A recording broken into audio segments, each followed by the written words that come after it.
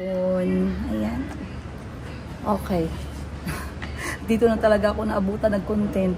Paano ba naman kasi kagabi natapos ang party ng mga alauna ng umaga. Nakauwi ako ng bahay mga alas 2 na. Kailangan ko magising ng alas 6. So talagang ngarag ang ating moment ngayon. But maayong hapon sa inyong lahat. Sana marinig nyo ako. No, I think hindi. Kasi nagcha-charge po ako ng aking microphone. Saan ba yung isa natin? Ayun ay nahulog. Nagcha-charge ako ng microphone dahil low bat. But I really wanted to finish itong kwento ko sa inyo kasi I wanted to close 2025 properly, and also like I said, 2026 somehow already had an early start with all the pagbabago, changes, yung mga new plans and visions natin.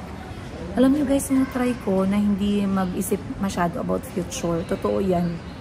Kasi minsan, alam naman natin, future is very uncertain. Hindi natin alam kung anong mangyayari next. So sometimes, we are putting too much energy sa kung anong mangyayari next week, next month, in 3 months, in 5 months. And then we are robbing ourselves this moment. Pero hindi marupok at laging nag-a-anxiety, no? Kinakabahan, paano ang next month, paano ang 3 months, saan kaya kami in 4 months.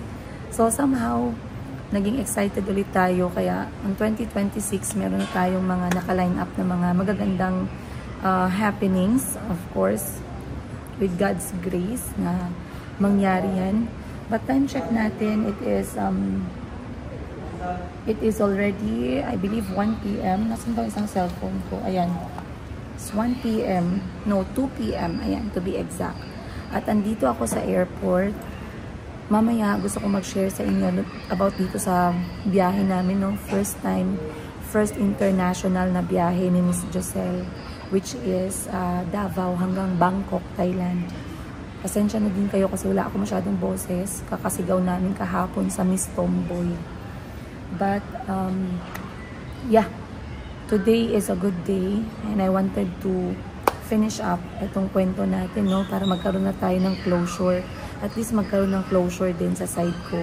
Kasi I was not really thinking kung ilan kayo yung maniniwala or hindi. What I'm trying to do is i-lay down yung facts para hindi tayo ma-misunderstood in the future, okay? So, if you still refuse, if yung iba ay talagang pinipili nila na hindi maintindihan yung totoong nangyari or yung facts, that is very okay. I just want to make sure, at i-convey sa inyo yung message na it is not okay for someone to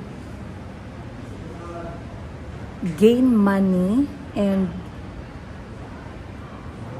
give satisfaction to their greed by ruining other people, and much worse by lying about other people. Okay? Some people were like, can you speak in English so they can understand? Actually, for us, we Filipinos, we can speak both. We can also convey our message while speaking Tagalog. We also speak in English. So I am very sure na yung mga previous episodes natin, they are very well delivered, at least. Kasi pinapanood ko din, And like I said, hindi ako galit. Wala akong nararamdaman na hatred.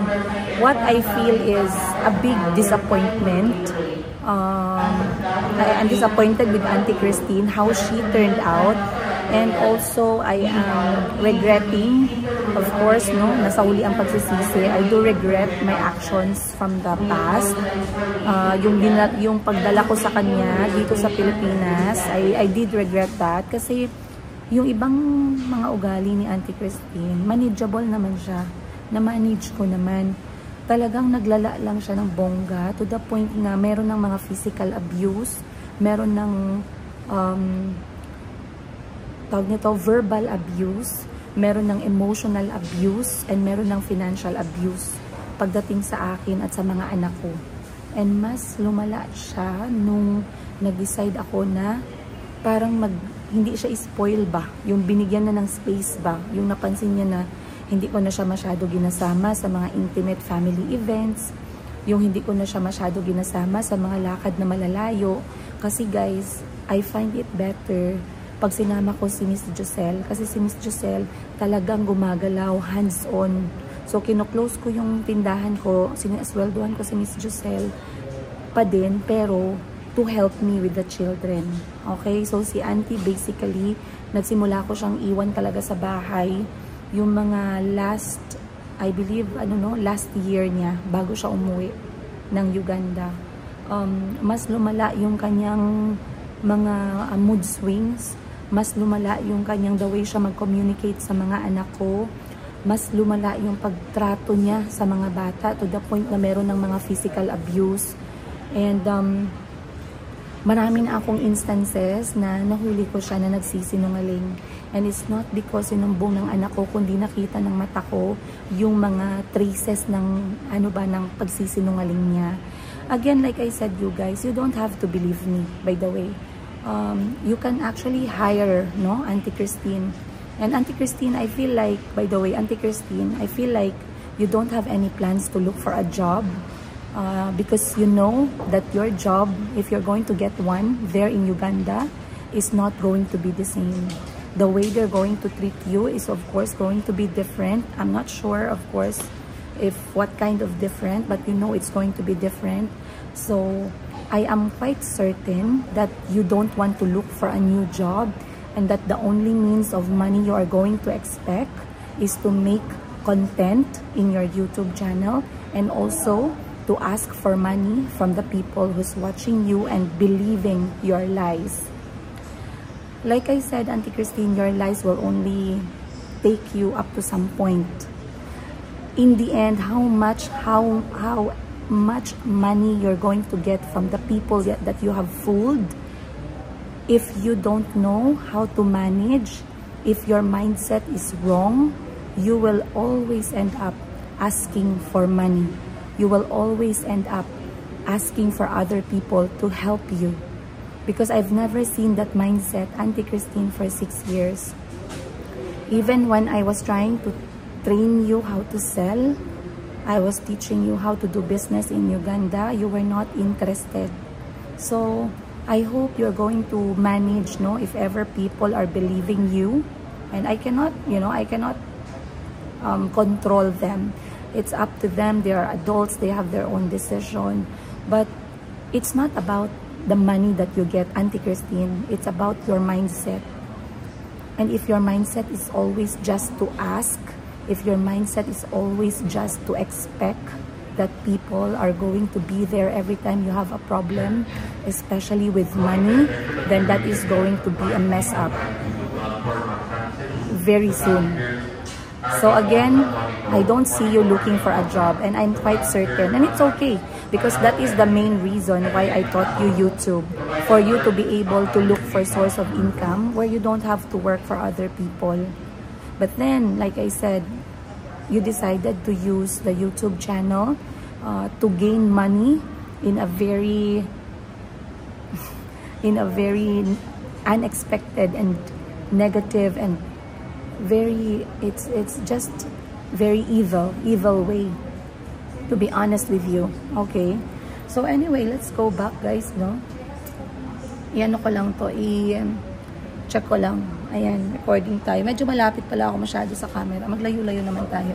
Minsan kasi iniisip ko, guys, medyo malayo tayo masyado, but ang gagawin natin is ang gagawin natin is magcha-charge ako ng ating microphone para, ayan, madali lang naman siyang ma-charge. Ayan. Para sigurado na marinig talaga ninyo. Ayun. Medyo, medyo okay na siya.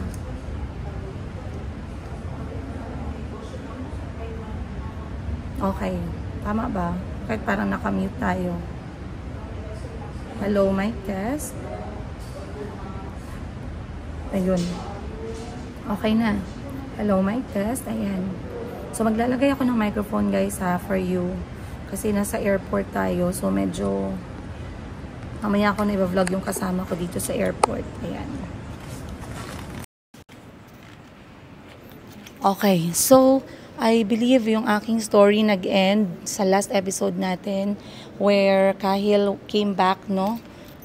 For summer. So this summertime, guys, ito na yung pinaka-grabe ng point talaga na ang dami ko nang nakita. And I even caught Auntie Christine and I talked to her about it immediately. Immediately, you guys.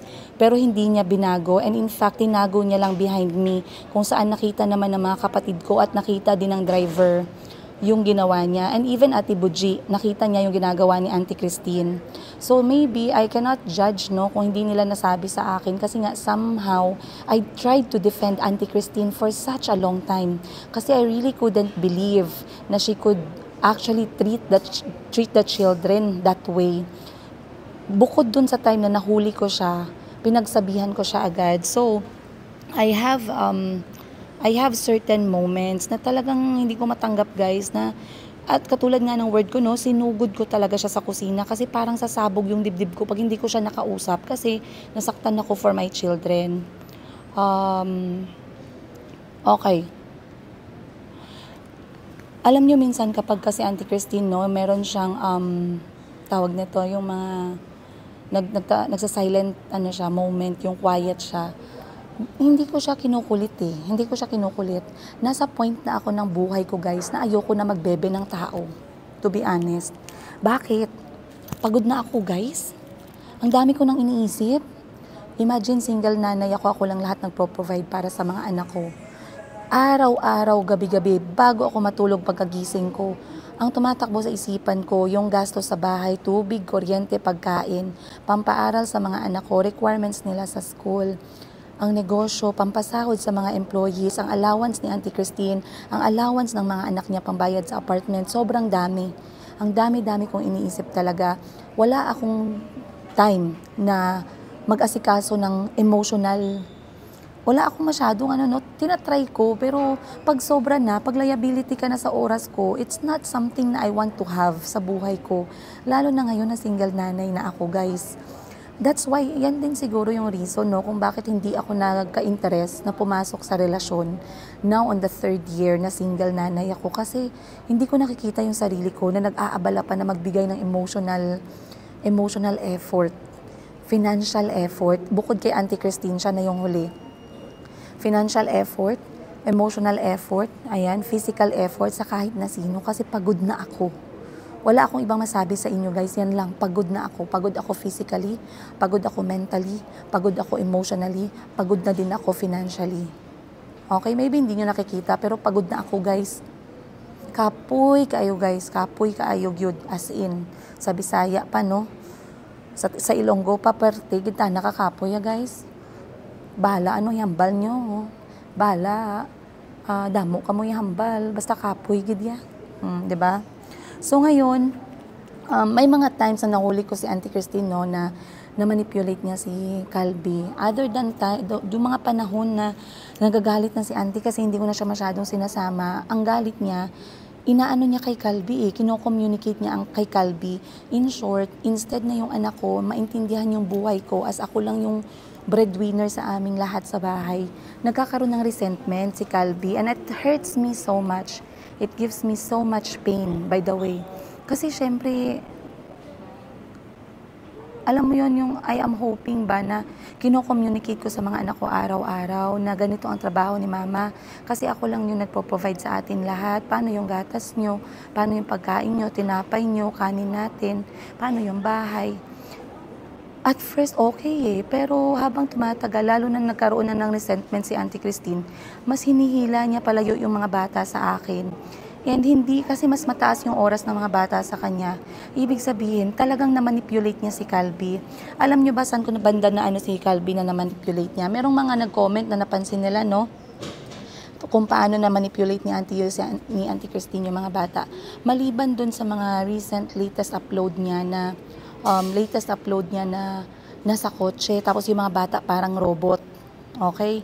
Hindi ko pa din binigyan ng meaning yun, guys. Iniisip ko lang na yun lang yung way niya na madisiplina yung mga bata. Pero habang tumatagal, para nang walang buhay yung mga anak ko. Tapos yung mga mata ng mga anak ko, ganit, tinan nyo. Panoorin niyo yung mga video ng mga anak ko. Watch them very closely. How my children respond. Guys, naka-torture, na manipulate yung mga anak ko. Hindi man physical torture, pero alam ko may physical torture. Pero emotionally and mentally, nakita ko yung mga anak ko gumaganon, guys, oh. Tapos konting kibot lang ni auntie, gumaganon. Gumaganon ang mga anak ko, lalong-lalo na si Mayumi. Lalong-lalo na si Mayumi. So there's an instance, hindi ko to nakwento sa inyo. But after to nangyari, pinuntahan ko si auntie sa bahay. Hinatid ko si Calby that time sa school. Pagkahatid ko sa kanya sa school, guys, wala siya sa mood. Wala siya sa mood paghatid ko sa kanya sa eskwelahan hanggang sa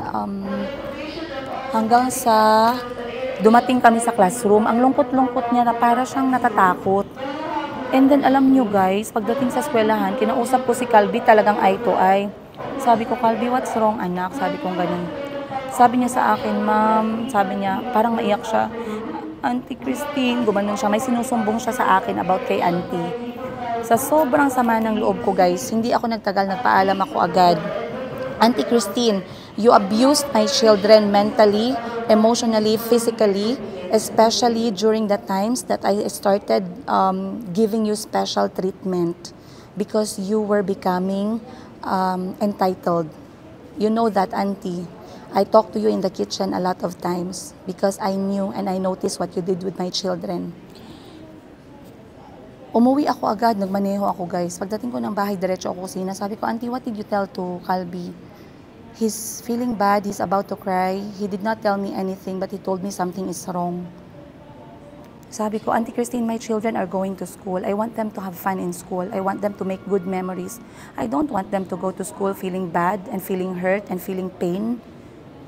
So that's the first time, guys, na talagang kinausap ko si auntie. No? Bago, ito yung mga bago na siya na umalis ng bahay, pinaalis ko na. Ang next noon is, nag-date kami ni Calby, one-on-one date kami sa SM na grocery. Sabi Calby, pili siya ng kanya, no? Si Auntie Christine, meron siyang ugali na napansin ko na lagi niyang sinisingil ang mga bata ng pasalubong, ng something. Lagi niya sinisingil ang mga bata ng mga pasalubong pag-uwi ng bahay. Anong dala mo para sa akin, Chico? Anong dala mo para sa akin, Calby?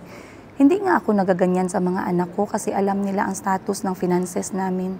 Narinig ko na ilang beses. Noong una, hindi ko minasama. Anong dala mo sa akin, Chico? Ay, hindi mo pala ako inisip. Inisip mo lang pala ang sarili mo kay Chico. Kasi nakakaintindi si Chico, guys. Matalino din. Tsaka nakakaintindi ng pure English. Ikaw, Calby, anong dala mo para sa akin? Oh, wala kang dala para sa akin. Inisip mo lang din ang sarili mo, ganun. Ulit. Palagi. Hanggang sa na-manipulate niya yung utak ng mga anak ko. Kapag lumalabas kami ng mga bata, hindi pwedeng walang dala ang mga anak ko. Si Calby umabot sa point na ayaw niya kainin yung pagkain niya or hindi niya gustong i-share sa mga kapatid niya kasi ibibigay niya daw kay auntie. Magagalit daw si auntie at magtatampo kung wala daw siyang dala. Auntie Christine, you manipulated my children to always bring you things, food, and some special gift every time we go out together. You know that because I spoke to you also in the kitchen because my children are in the living room. You can deny this, auntie, but it happened, so I don't know what to say, what to tell you. You already started lying anyway, so what's this? You can also lie about this, right?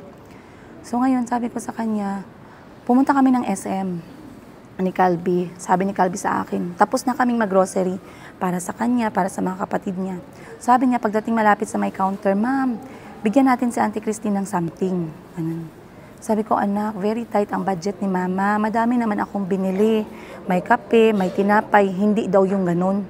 Dapat daw yung masarap daw na chocolate ang bilhin ko, guys. Ang masarap na chocolate, isang karton na ng gatas ng mga anak ko. Hindi nga ako nagkakain ng chocolate para hindi makadagdag sa budget namin. Specific pa talaga ang ginademand ng lola nyo. Sabi ko, anak, wag na anak. Maintindihan na ni auntie yan, kay big girl na siya. Sabi ko kay Calby. Ang importante, may pagkain tayo sa bahay. Alam nyo guys, anong nangyari? Si Calby, sinakay ko sa trolley, nilagay ko yung bag. Pagdating dun sa may counter, nagbayad na ako. Pagdating namin dun sa counter, nagbayad na ako, nasettle ko na lahat. Binalik ko na yung wallet ko sa may bulsa ng bag. Pag open ko ng bulsa ng bag ko guys, nakitaan ko ng chocolate. na may brand ang bag ko. Di nabigla ako kasi syempre alam ko na wala akong chocolate. Hindi naman ako nakain talaga ng ganyan kasi nga ayoko magkaroon ng vices na mahal. Ngayon sabi ko, uy, may chocolate. Malapit pa kami sa counter. Parang naka 2 steps away lang. Bumalik ako guys. Pagkabalik ko ng counter, kasama si Calby, tulak-tulak ko. Sabi ko, sir, meron pong nakalagay sa bag ko na chocolate. Baka napasok lang accidentally ng anak ko etong chocolate sa bag ko. Pakibalik po. At sorry po talaga.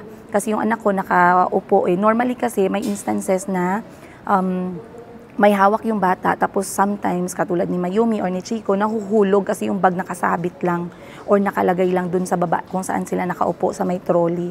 Kasi para dalawa yung pag-push ko ng ganyan minsan mabigat. Maya-maya guys, sabi ko hindi ko pa nakita yung explanation no. Sabi ko, naka-apologize ako sa cashier. Naintindihan naman ng cashier. Sabi ng cashier, oh, okay ma'am, it's okay po. Ibalik na lang natin sa counter without judgment ha. Ngayon, sa harap ng cashier, kinausap ko si Calby, anak, this is wrong. Sabi kong ganun, do not do this again. Okay? We don't take things without permission. And I tell you guys, ang mga anak ko talaga alam nila na ganyan ang policy ko sa bahay. Do not take things without permission. This is wrong. Please give it back. Ganon. Kinausap ko si Calby guys, pagdating namin sa kotse, my son told me, Mom, I took that chocolate because auntie will be mad at me if I come home without anything to give to her.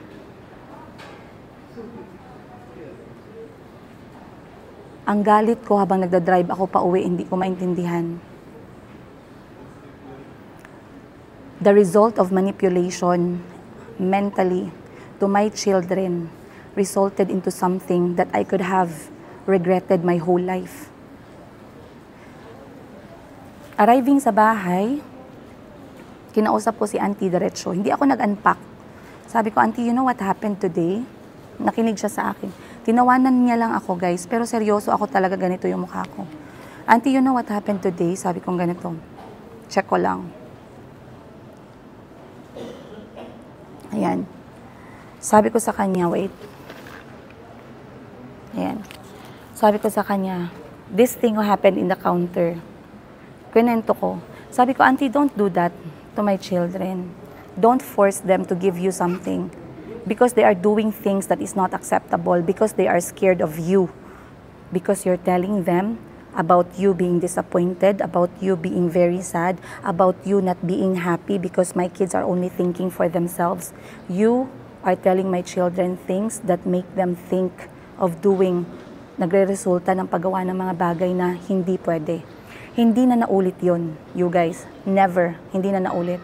But Auntie Christine manipulated my children in some other way by teaching them how to lie, by teaching them not to reach out to me if they feel something. And I have my fault. I have my mistake. You know why? I was busy looking for money from morning till evening that I don't even have that time to really focus, no, on what's going on. I always try to let go. And you can judge me all you want. It's okay. I get out of my house not to sell my body, but to sell the things that I'm trying to sell in my store. I get out of the house not to do selfie and TikTok, but to look for money to sustain our living. So you can judge me all you want. I don't care. I am not perfect. I am just a mother trying to raise my family. The next thing that happened is pag-uwi ni Kahil. So the manipulation, guys, diretso-diretso ko siyang kinakausap. Next kong nangyari is, bago umuwi si Kahil, no, I left my toilet nakasara sa kwarto ko. Auntie Christine has access sa toilet. And sumasakit yung puso ko, guys. Wait lang. Pag naaalala ko.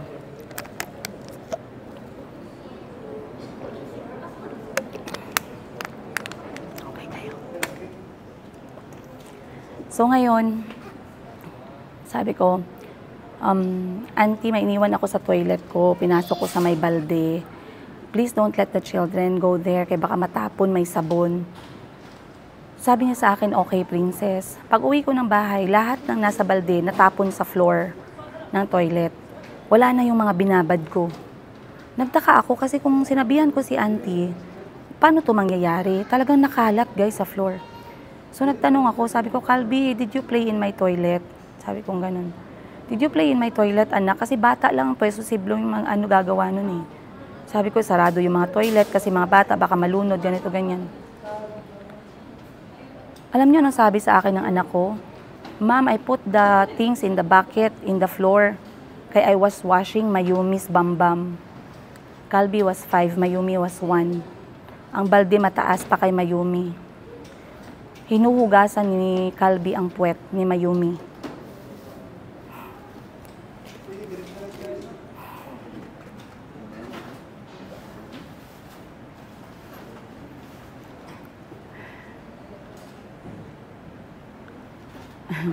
Auntie Christine, good thing you are there. Because if you're here, I will not pity you. And by the way, it's a good thing I sent you back home. We are safe here without you. My kids are safe without you.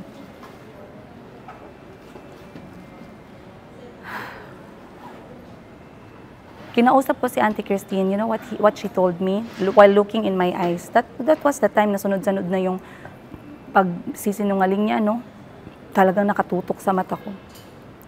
No, princess, how am I going to ask the children to do that? So if ikaw ang naghugas kay Mayumi, bakit ang mga damit at mga binabad ko nagkalat? Kung ikaw ang naghugas kay Mayumi, bakit nagkalat doon? How are you going to answer that? Dahan-dahan ko nahuli yung kasinungalingan ni Auntie Christine.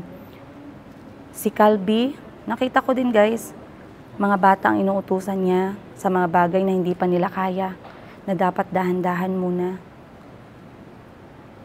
Si Mayumi, 1-year-old lang, laging may rashes. Sobrang pangit ng rashes. Si Mayumi, amoy tae, kung hindi amoy ihi. Si Mayumi na lang iniisip niya kasi si Calby laging nanood ng TV. Laging natulog si Chico. Laging na-drawing si Calby. Si Mayumi na lang guys, ni hawakan ayaw. Alam niyo kung kailan lang siya mabait kay Mayumi. Tingnan niyo yung mga videos. Watch the videos where she filmed my children before she went back to Uganda. Mayumi was very scared. Her face is like this. Look, guys, look closely. I don't even want to ask those, itong mga 80 times 5, no? For you, you are hopeless. And I don't care about you guys. What I care about is for you guys to be aware that these things could happen to you, your children, and your family. So you have to be really, really careful. I learned the hard way. The next thing is pag-uwi ni Kahil. The same thing guys, si Kahil hindi na masaya na nandyan si Auntie Christine. Lagi na siyang may sinasabi sa akin na hindi niya na gusto si Auntie Christine talaga. Then I took Kahil, I took them to travel locally. Dinadala ko si Auntie kasi magkasya naman kami sa kotse, pero wala guys. Nadon niya na talaga si lola niya. Naupo lang siya ng ganito, napaypay. Nasa lilim. Bawal mainitan. Samantalang ako at si Josel, habol-habol mga bata, si Parts, nakikipaglaro sa mga bata, dinadala ang mga bata kung saan para ma-enjoy ang buhay, ma-enjoy ang mundo. Si Auntie nasa gilid, cellphone, paypay. Tapos pag may nagpa-picture, eto pa, Auntie Christine, you felt yourself too much. You felt yourself too much. Kasi minsan nakita ko parang hindi siya masaya pag naglalapit sa akin yung mga tao, magpa-picture, tas hindi siya pinapansin masyado. So tinatawag ko si Auntie para mag-join kasi ayoko yung feeling left out ba. Ngayon, pag may nagpapapicture sa kanya guys, marunong na siyang mag-head to foot. Ganun na. Nasasaktan ako para sa mga tao kasi oras nila, pinapanood nila si Auntie Christine but she started having a big head. So sabi ko hindi na talaga okay. She really felt herself too much. Pagdating ni Kahil, eto yung last straw bago ako pumunta ng Uganda. Umuwi ako galing trabaho 3:00. Nag-tricycle ako guys. Nakwento ko na sa inyo to. Nagkaroon ako ng pinakamasakit na parang mamamatay ako sa sakit ng aking tiyan. Sobrang sakit first time. Nagpawis ako 3:00, pagdating sa bahay 4:00, 5:00, 6:00, 7:00, 4 na oras ako nagpawis. Ang nasa bahay si Kahil at ang mga anak ko. I will never forget this time. somehow, I feel like it's okay for auntie that I'm just going to die in front of my children during that time. Very red alert. Kaya after that, never ko na iniwan ang mga anak ko na sila lang. Laging nandyan si Parts. Hindi na alis si Parts kung wala ako. Hindi na alis si Parts kung wala si Mama. Hindi na alis si Mama kung wala si Parts. Hindi na alis si Mama kung wala ako. Hindi kami naalis kung wala yung kapatid ko. Wala na akong trust. Completely. Completely. So, etong nangyari na kwento ko na to sa inyo, no? I wanted to tell you the story. Silipin ko lang muna kung gaano na tayo. Kataas na naman yung paa natin. Okay. So, anyway, during this time, natake ako ng sakit ng tiyan. Hindi ko maintindihan. Sobrang sakit. To the point na ano ako guys, ang tawag mo dyan, parang namilipit sa sakit sa kwarto ko. Bukas yung pinto, yung mga anak ko nag-iingay kasi syempre mga bata. Si Kuya Kahil lang nakakita. Kasi si Auntie Christine that time nasa kusina, nakaupo lang siya guys, sa tabi ng gas stove. Ngayon, sobrang sakit na, 3 to 4 p.m., tiniis ko. 4 to 5 p.m., tiniis ko. 5 to 6, 6 to 7, sigaw na ako ng sigaw. Sa sobrang sakit. Hindi ko lang alam kung na-experience nyo yan. Mamaya sasabihin ko kung ano yung diagnosis. Pagdating ng ikalawang oras, sabi ko, Auntie, Kahil, get me some hot water. Kasi sumisigaw ako si Auntie, hindi talaga natayo. Hindi talaga siya tumayo, guys. Ngayon sabi ko, Kahil, can you please help me call Auntie kunan ako mainit na tubig? Guys, sa sigaw ko na yon at sa liit ng bahay ko, hindi man lang siya tumayo isang beses. Hindi man lang siya tumayo isang beses. Ngayon, si Kahil maya-maya, grabe na yung worry. Hindi ko man lang mahawakan yung cellphone ko. Pero nung nahawakan kong cellphone ko, nag-message ako sa pamilya ko. Sabi ko, please, tulungan niyo ako. Ang sakit ng tiyan ko para ako mamamatay. Sabi ko, Auntie, sumisigaw na ako guys galing sa kwarto. Ang pinagtataka ko, hindi talaga siya tumayo. Auntie never stood up at that moment that I was already screaming in pain. I can already feel, no, na something is wrong. But I never thought, I just realized, no, after what happened na Auntie actually did not want to help me. She was actually waiting for me to, I don't know, kung may mangyari mang masama. Kasi hindi talaga siya tumayo, guys. Doon na yan nag-start. Nagrabe na talaga. Meron na yung envy, yung galit, yung jealousy, yung entitlement, yung greed. Nagpatong-patong na lahat. Pero nagawa niya pang makipagplastikan sa akin eh. Kasi kinakausap ko siya. Sabi niya, okay, princess. Yes, princess. I don't do that, princess. Ganun na lagi. Ngayon, sabi ko sa kanya, tumayo si Kahil, no? Sabi niya, ma'am, are you okay? Gumano na. Sabi ko, Kahil, please don't disturb me. My stomach is painful. Ganun. Maya-maya, guys, napasigaw na talaga ako. Sabi ko, Auntie, ganun na. Yung parang galit na sigaw. Kasi hindi ko bakit hindi talaga siya tumatayo. Sabi ko, Auntie, puntahan mo muna ako dito. Masakit yung tiyan ko. Sabi ko, ganun. Dalhan mo muna, hanapan mo ako ng oil or whatever na pamunas. Alam nyo guys, naglakad lang siya ng sobrang bagal. Narinig ko yung paa niya kasi nakatsinelas. Sobrang bagal. Sinilip niya ako dun sa may pinto.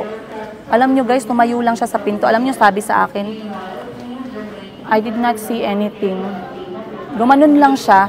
Umalis siya, bumalik dun sa kusina, umupo ulit. Dun na guys. Pagka ganun niya, sabi ko, Lord, mamamatay ako dito, wala sa oras. Tinawagan ko yung kapatid ko. Sabi ko, Madam Ten Gibbs, sabi ko, please kunin niyo ako dito, dalhin niyo ako sa hospital, hindi ko na kaya. Sabi ng kapatid ko, papunta na kami pero may gamot na parating, nagpa-deliver ng gamot. Alam niyo guys, katok ng katok ang nag-deliver ng gamot. Hindi man lang tumayo si Auntie Christine. Alam niya na si Kahil, hindi na magkanda o gaga, kakaalaga sa tatlong kapatid niya. Hindi talaga siya tumayo. Sa sobrang sakit ng tiyan ko, kahit ako sa kwarto narinig ko guys, yung delivery rider na deliver ng gamot. Tumayo ako guys na nakapilipit para kunin yung gamot at i-take agad. Basang-basa na ako ng pawis. Galit na ako sa mga bata dahil sa ingay, walang may pakialam. Nabunton yung galit ko sa mga bata. Hindi ko na malayan sa sobrang sakit ng tiyan ko. Sinisigawan ko na pala sila. Maya-maya, nag-message ako sa kapatid ko, kunin nyo na ako, kailangan ko pumunta ng hospital, sobrang sakit na talaga. Eh alam ni Madam Ten Gibbs that I don't ask for help until the time na I cannot take it anymore. So by that time, my sister said, let's go, I'm coming, gumano na siya, I'm on my way. Guys, Sa 4 na oras, hindi man lang lumapit si Auntie para i-check ako. Auntie Christine, 4 hours I was in pain. In my bedroom, I was screaming. You did not stand up. You did not ask what you can do. You did not offer hot water. You did not give me anything to make that pain go away. You did not even try to contact my family. Yet you have your phone. You did not do anything. Auntie Christine, I believe during that time you already want me dead. To be honest, I just realized that after everything unfolded, no? Especially when you reached Uganda and you started spreading lies and fabricated stories about me. So I just realized what you are trying to play out. And it's okay. Like I said, I'm at peace knowing that you're not in my house anymore. And I am very happy that I did what I did. And Auntie Christine, I'm going to reveal to you something that I did that you did not do. And this one might make you very angry, but I'm happy I did. I'm grateful I did. And I felt like God still made me do things, you know, regardless during that time. So I'm going to tell you guys, meron akong sasabihin sa inyo na ginawa ko during that last 2 weeks. Last 1 month bago siya umalis. And I'm not going to deny that, and I don't regret that. That was my own action. It was not advice to me. It was the decision I made. And I'm not going to regret that. Like I said, I will not regret that. I don't regret it. Auntie Christine, you listen carefully, okay? On the next episode, I'm going to tell you what I did that you're going to, you might be surprised or you won't be surprised, but I'm grateful I did that. So ngayon guys, kinuha ako ni Madam Ten Gibbs. Nagtaka si Madam Ten Gibbs kasi wala man lang nagbukas ng pinto, mga bata pa, si Calby. Nakita nila si Auntie, ang ulo ni Auntie nakalapaw sa bintana ng kusina, nakaupo lang siya doon. So hindi sila makapaniwala, no, grabe ang sakit na ng tiyan ng kapatid ko, si Auntie nakaupo lang doon, takbo si Madam Ten Gibbs sa kwarto. Kinuha niya na ako guys, unan, ganito, dala si Boss Jerry, kinuha na ako, no, dinala na ako agad sa kotse. Pagdating namin doon, sinugod ako sa hospital, sobrang sakit ng tiyan ko guys, kahit uminom na ako ng gamot. Pinasok ako sa emergency room, chinek ang heartbeat ko kasi yung may sakit ako sa puso in related sa aking hyperthyroidism, sa history ko. Chinek ang puso ko kung apektado, okay, normal. Chinek ako lahat, normal. Normal naman yung aking heartbeat. Maya-maya may pinainom sila sa akin na kumalma yung tiyan ko, and then I was diagnosed with gastroenteritis. So kung naka-experience kayo ng gastroenteritis, parang mamamatay ka sa sakit. Alright? So habang nandun ako sa emergency room, I was slowly getting better. But then slowly nag-realize ako na pwede pala akong mamatay sa bahay kahit may kasama ako na able, matanda, adult na marunong mag-isip. Na pwede sanang meron siyang gawin. Guys, it's very scary to think na I was already dying in pain and I was screaming with 4 of my children. Yet she did not even stand up to do a single thing. She did stand up one time only to look at me and told me I did not see anything. And what's worse, when I got back home, no, sa hospital, kasi pinauwi ako after nung nakita na okay na, gumana na yung gamot, nagreseta ng gamot. Pagka uwi ko ng bahay, guys, I went to the kitchen. Nung gabi na natulog na siya, nakita ko, guys, yung mga haplas, yung mga ointment, haplas, Vicks Vaporub, nasa tabi ni Auntie Christine. Kasi mahilig siyang gumamit ng ganyan. Nandyan lang sa likod ng bintana, nakapatong, nakahilera, 3 Vicks Vaporub na ginagamit niya kapag masakit yung tiyan niya, kapag masakit yung ulo, sinisipon, kasi binibigyan ko siya ng ganyan. And then I realized I could actually die. Doon na, nakita ko na I cannot stay with this person anymore, any longer. So during that point, yun na yung time na sobrang dami kong change sa bahay. Hindi ko na siya pinagkatiwalaan sa halos lahat. Nilalak ko na yung kwarto ko, nagpalagay na ako ng CCTV, hindi ko na iniiwan yung mga anak ko sa kanya mag-isa. Sa pagkain, kumakain pa din kami, no? Hindi ko na, kumakain pa din kami ng niluluto niya. At nandyan pa rin yung mga bata sa bahay. Pero hindi ko na siya sinasama. Hindi ko na siya sinasama. Nag-uusap pa din kami kasi I cannot, I cannot just tell her what I think during that time. Kasi hindi pa naman nag-play out talaga lahat. Pero that one was a really, really bad case already.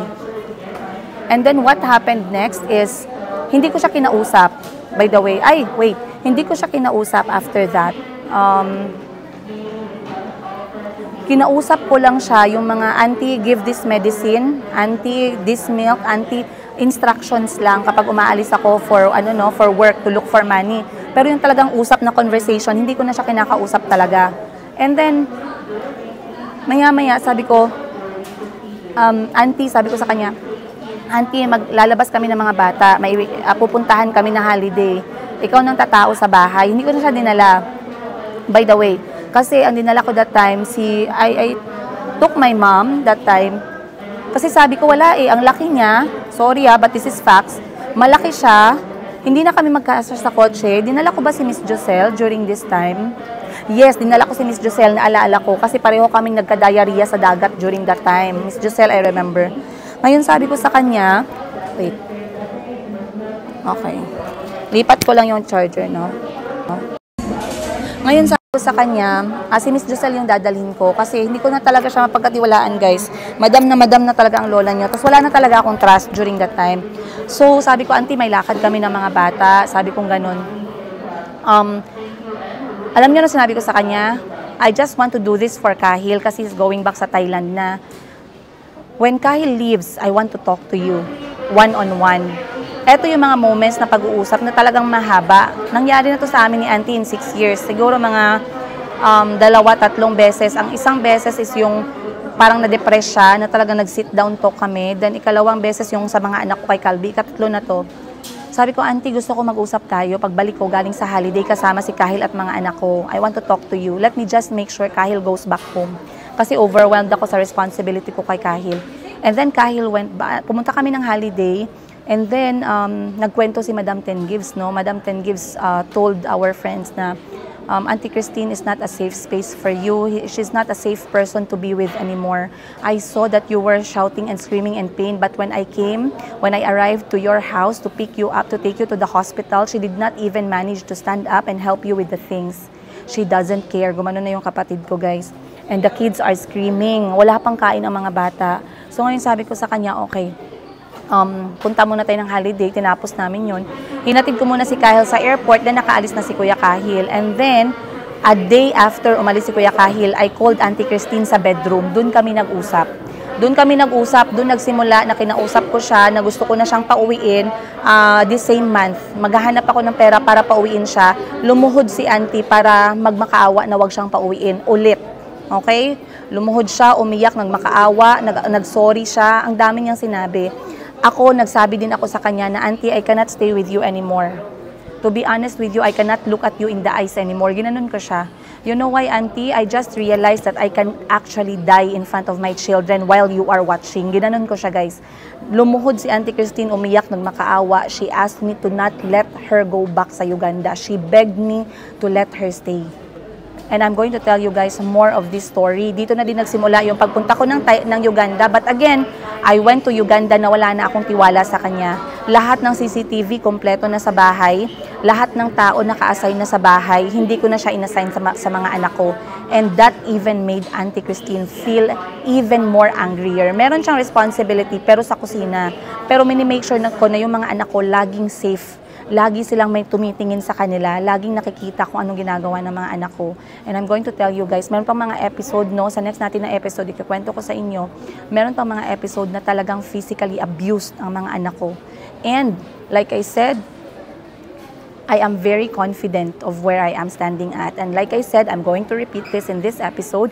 I am very happy, I'm very blessed, I'm very grateful, and I thank God that Auntie Christine, you are not in my house anymore. And I am very proud that I did what I did for you after I actually closed your chapter with us. I arranged everything for you, you know that. You never suffered with us. You never suffered with us. And I'm going to tell them the story about this plantar fasciitis, no, na sakit ni Auntie Christine. We were going to talk about that on the next episode. What's the reason, gaano katagal niya, napagdaanan niya na sakit. Hindi dapat siya operahan, pero inoperahan siya ng doktor sa Uganda, pero hindi na dapat yung gagawin ka. So, alam niyo naman ang health, health na medical level nila doon, no, medyo limited lang at sometimes hindi pa sigurado yung doktor. Paano umabot sa point na pina-check up ko na siya? Paano siya nagkaroon ng tsinelas? Kasi ang tsinelas na yan, guys, no? Kung ako magkuha ng gamit sa kanya at ibenta ko yung cellphone, ang kunin ko hindi tsinelas, guys. Naku, tsinelas, tapos used pa, tapos yung size 41 pa. Apakahirap naman ang mga ginabintang nyo sa akin. Ang hirap. Gusto ko sana sakyan, pero mahirap eh. Diba? So ngayon, guys, ikukwento ko yan sa inyo sa next na episode. Marami pang nangyari, no? Before that, and even when I was in Uganda, marami pang nangyari. Pagbalik ko ng Uganda, ang pinakamalala. And that led me to actually put her in the plane immediately. And then, eto na, nakita nyo na yung what's happening right now. So once again, you guys, maraming salamat. I just wanted to have this story with you para at least, no, makita ninyo. Like I said, this is just an awareness video, awareness story of my life for you to be able to be vigilant next time. I'm not saying about any race, ethnicity, wala yan sa akin, wala sa gender, but yung character ng tao. Be very vigilant with the people's character. Don't be like me. Don't be like me, guys, na nagtanga-tangahan ako, na uto ako, na pero like I said, okay lang yung mga unang problema ni Auntie. First 4 years, okay lang, kaya ko pa. Pero yung mga lately na hindi ko na natanggap yun. That led me to make sure that I do not renew her visa and I send her back home immediately. Ayan. So once again, maraming salamat. Ako'y pipila na kasi nandito kami sa airport ng ate ko. And I'll see you guys on the next one. Much love, Princess Higa.